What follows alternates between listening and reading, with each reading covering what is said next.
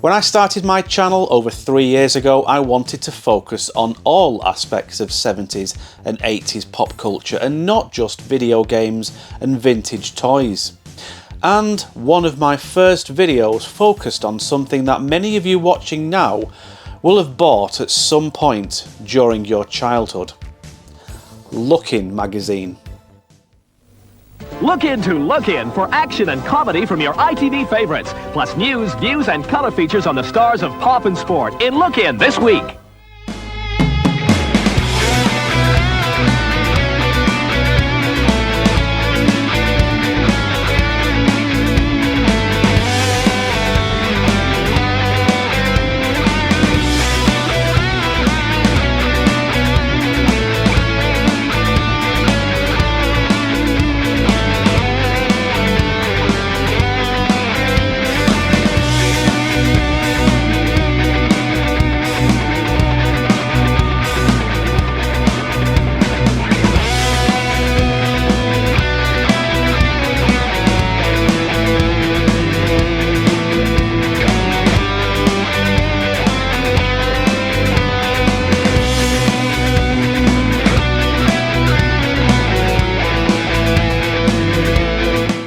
Whether you had it delivered to your door every week or, like me, just bought it every now and again because it had your favourite TV show or a new film featured in the issue.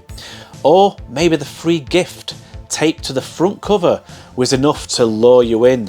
Or you just wanted that centre poster of Knight Rider or Kylie Minogue. And if you're not familiar with Lookin, here's a brief history. Lookin was a children's magazine that covered the UK's ITV television programmes and was subtitled The Junior TV Times, TV Times being one of the biggest TV guides in the UK. It ran from 1971 to 1994 and consisted of celebrity interviews, puzzle pages, competitions, posters and many comic strips of TV shows or cartoons that were being aired at the time on ITV.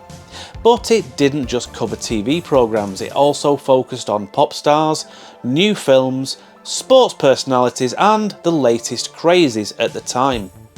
And there were also several Lookin annuals and summer specials which were released each year.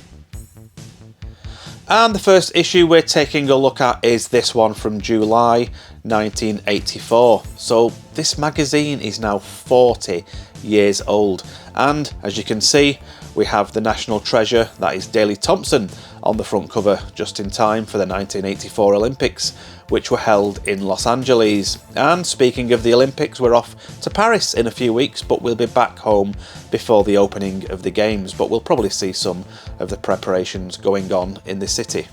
So on the inside cover we have an advertisement for Barclays Super Saver Club, which was a bank account for kids and teenagers. And on this side is the Here You Are section where you could write in to Lookin and send in drawings or photographs of you and your pets. Or you could tell Lookin when your birthday was, and if you were lucky enough they'd print your name and age along with some celebrities who shared the same birthday. So for example we've got Mick Jagger, who turned 41 in 1984, and Roger Taylor from Queen, who turned 35. Just goes to show how old this magazine is. So we've got a couple of sketches here, one of Howard Jones, the famous pop singer, and Bobby Ball, who was one half of the duo Cannon and Ball. And that does look a familiar image, and you'll see why in a sec. We've also got some kid who is showing off his Star Wars collection, and on the next page is the first comic strip, and this one is based on British comedy duo Cannon and Ball. Now, do you remember that picture of Bobby Ball on the first page? It's obviously been copied from that photograph there, although I'm not sure why they've made his face look so small. And this switch on section was basically telling kids what was coming to TV screens and cinemas. So here we've got who will be Masters of the Universe. So this is advertising the latest series of He-Man, which were on Mondays at 4:20, and This is advertising the new Star Trek film, The Search for Spock, and there's an advertisement there for Anglo bubblegum.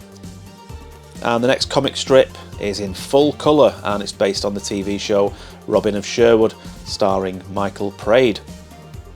And next up is the puzzle page, with a competition to win the pinball Game & Watch. But as you can see, I didn't actually apply for that one, and the closing date was the 13th of August 1984, so I'm almost 40 years too late for that. And then we've got this little quiz here about who's friends with who. So all these were entertainers who had puppet sidekicks back in the 70s and 80s.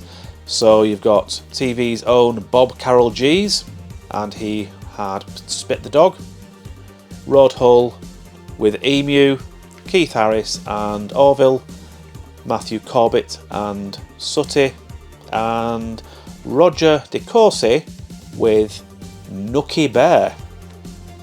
Strange name for a bear, but there you go. And then you've got some really bad jokes. Knock knock, who's there? Island who? I land on your roof with my parachute. Oh dear God. How many cowboys are there in a can of tomatoes? None, they're all Redskins. Okay, moving on. And the next comic strip is based on The Fall Guy, which was a great TV show in the early 80s. Then they've recently remade it with Ryan Gosling. I've not seen it, but I'm not sure whether I want to see it or not, because I used to love the original. So now we've reached the centre pages, which had the TV listings aimed at kids, and down the side you've got all the different regions for the country. So you've got Central for West Midlands, Grampian, Scotland, and I was Granada for the Northwest. And you'll notice there's only like 5 programmes for each day, and I think it was just either to save space in the magazine, or they just cherry-picked programmes that kids would find interesting. For example, on Saturday you've got number 73, which was a Saturday morning kids programme, and then you've got Chips at tea time, Some You Win, I'm guessing that was a quiz show, can't remember that, and then you've got Russ Abbott's Madhouse. And on Monday you've got the children's ITV listings, so Flicks, Moomins, Masters of the Universe, Dramarama, and then at 7 o'clock the Krypton Factor. And then Fridays were always the best, so you had Rainbow, Moomins, Emu, and then you had Winner Takes It All and Simon and Simon.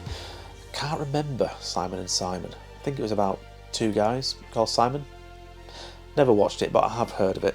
And then we've got the Colour Centre, which is focusing on the Olympic Games in Los Angeles. So you've got a colour poster there of all those athletes.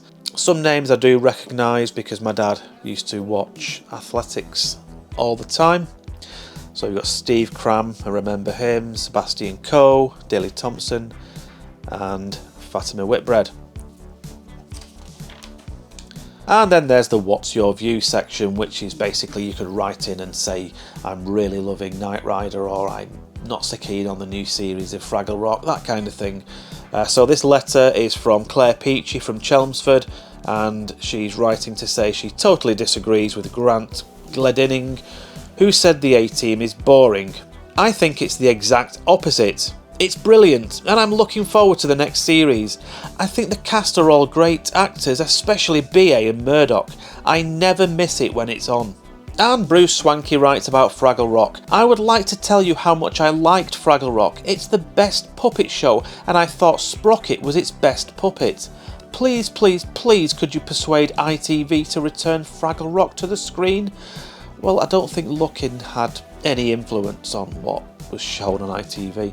And then Caroline Wright from Wigan. That's just up the road from me. I really like That's My Boy. My brother and I roll over laughing at it, and Mum and Dad hate missing it. My favourite character is Ida. I think that's the main character, played by Molly Sugden. I also like Different Strokes. Okay, moving on. And we've got another comic strip based on a classic TV show, Knight Rider. Again, this is just in black and white. So far there's only been one comic strip in colour, and that was the Robin of Sherwood one. And we've got an article there about Tracy Ullman, thinking she still sounds like Minnie Mouse. Okay. And we've got a full colour comic strip about Danger Mouse, based on the popular TV series, with David Jason doing the voice of Danger Mouse and Terry Scott playing Penfold. And we've got an advertisement for some shoes by a company called Birthday, and they're running a competition to win 6 rally burners, and runners up get 24, well, one of 24 Grandstand BMX electronic games. And there's a section there which looks like an extract from a book called Olympics 92, Will You Be There?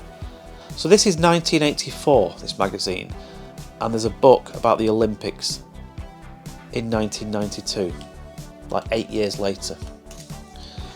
And the final comic strip is about the pop group Bucks Fizz, which won Eurovision in, I think it was 1981, with Making Your Mind Up.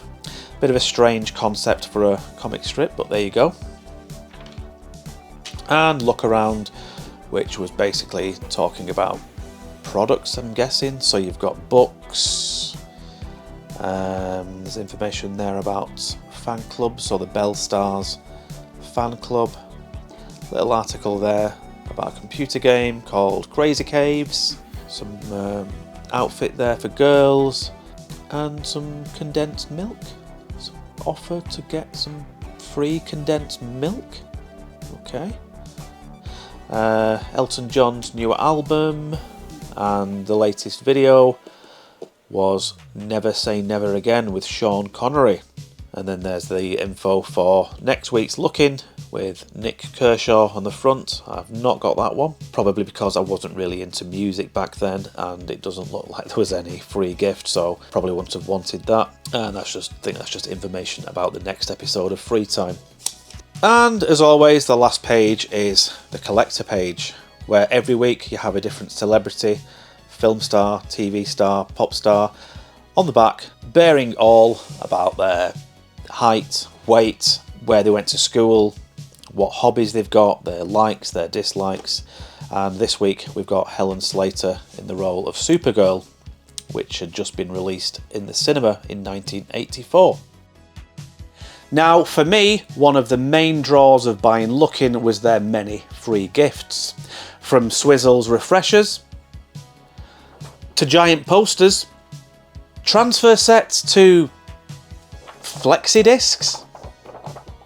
But in my opinion, the best free gift you could get with a copy of Lookin was the Panini sticker albums, like this Back to the Future one I got in 1985.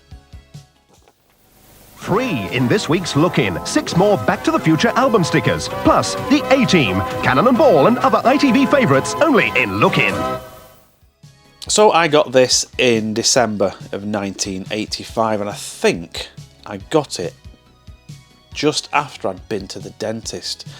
So whenever I went to the dentist, I used to say to my mum, can I get a Lookin' for being brave? Because I'd just had a filling.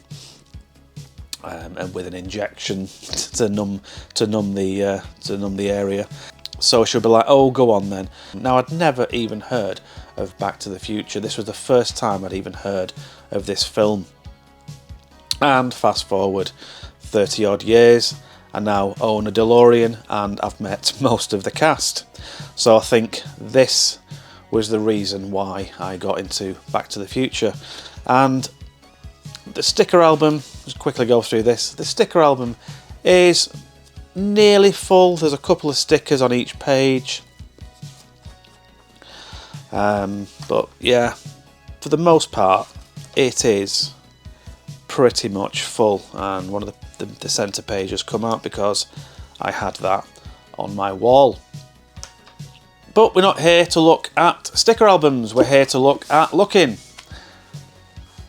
So the second and final Lookin' on this episode is from the 7th of December 1984 and has Wham on the front cover.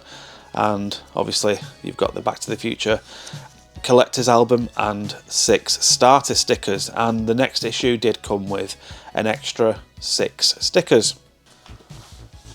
So you got an advertisement there for Shakin' Stevens' latest single, which was Merry Christmas Everyone.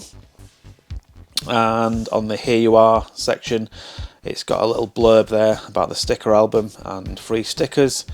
And it also mentions there's a little article on page 27 about the film. And you've got a really good drawing there of John Taylor from Duran Duran, which is really bizarre because John Taylor used to own a DeLorean, and I know the guy who now owns John Taylor's DeLorean. He lives down the road from me, and it's a really nice car, even though it's a DeLorean and they all look the same, but it's in really mint condition. And you've got your usual birthdays there, and the silly snaps and the pet pictures, and there's a section there called Pleased to Meet You, where you sent in photographs if you met any celebrities out and about, and this girl has met Robert Wagner from Heart to Heart, who was filming in London. Just not sure why they're not looking at the camera. So our first comic strip is based on Duran Duran. So they didn't just have comic strips based on cartoons and TV shows, they also did pop stars and bands. So in the last one you had the Bucks Fizz, and this issue you've got Duran Duran. You've got an advertisement there about a Marvel superheroes role-playing game, and then you've got the latest TV programmes. So there's an article there about Telebugs, and looks like Tommy Boyd from the Wide Awake Club went bobsledding, and you've got some sports highlights there, snooker, and something about a Max Headroom film. So I'm not sure if it had a cinema release or whether it was just a TV movie, but I might have to look into that. And we've got the A-Team colour comic strip there. I think this was one of the comic strips that I actually read, because I wasn't into comics back in the day. The only comics I bought were things like the comic adaptations of a film, but I never went out and bought like Superman or Batman. So the only comic strips I read in Lookin were things like the A-Team or Knight Rider or the Fall Guy. I certainly didn't read Duran Duran or Bucks Fizz. And we're on the puzzle and competition page, and there's a competition to win one of 80 TV Times television quiz games. And then we've got the joke and puzzle page. And it's got some trivia as well. Did you know that the kings, queens and jacks in a pack of playing cards are dressed in court clothes worn at the time of Henry VII and Henry VIII? No, I did not. There are more than 150 kinds of cabbage, including the giant ones cultivated in the Channel Islands. They grow up to be 3 meters high, and the stalks are sometimes used as walking sticks. Can you imagine getting a 3 meter high cabbage? And we've got the next comic strip, which is Cannon and Ball again, and then the TV listings. So what was on TV in 1985? So Sundays were always great. So you had the Fall Guy, and then Candid Camera and Bullseye. And Saturday nights, Airwolf, the A-Team, Blind Date. What was on Fridays? Rainbow, Thomas the Tank Engine, Wordwise, Your Mother Wouldn't Like It, and a Survival Special. Yeah, I think that Your Mother Wouldn't Like It, I think that was kind of like a sketch show for kids. And then we've got the colour centre of Wham!